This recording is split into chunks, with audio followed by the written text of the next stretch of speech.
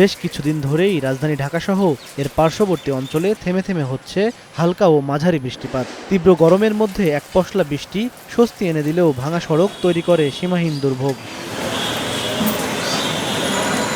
শনিবার বৃষ্টিতে রাজধানীর কোথাও কোথাও জলাবদ্ধতার কারণে সৃষ্টি হয় জনদুর্ভোগ। ঢাকার মধ্য বাড্ডার গোদারাঘাট বাজারের পাশের লেকপাড় সড়কটিতে দেখা যায় এমনই দুর্ভোগের চিত্র। উত্তর বাড্ডার দিকে যাওয়ার পুরোই রাস্তা জুড়েই ছোট বড় গর্ত আর খানাখন্দ।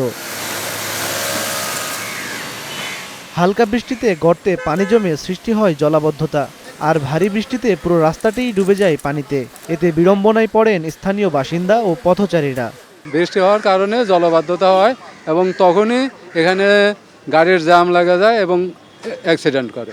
সড়কের এই দুরবস্থার কারণে প্রতিনিয়ত ঘটছে দুর্ঘটনা। পথচারী, স্কুল পড়ুয়া, শিক্ষার্থী, এমনকি রোগীবাহী যানবাহন দুর্ভোগ পোহাতে হচ্ছে সবাইকেই। স্থানীয়দের অভিযোগ, বারবার সংশ্লিষ্ট কর্তৃপক্ষকে জানানো হলেও সড়ক মেরামতের কোনো কার্যকর ব্যবস্থা নেওয়া হয়নি। 4 বছর ধরে কোনো মেরামত করে না, তাহলে কিভাবে করলো? অল্প বৃষ্টি হলে জলবদ্ধ হচ্ছে, মানে কিছু দূর গেলেই মনে করো যে পানি বাজে থাকে।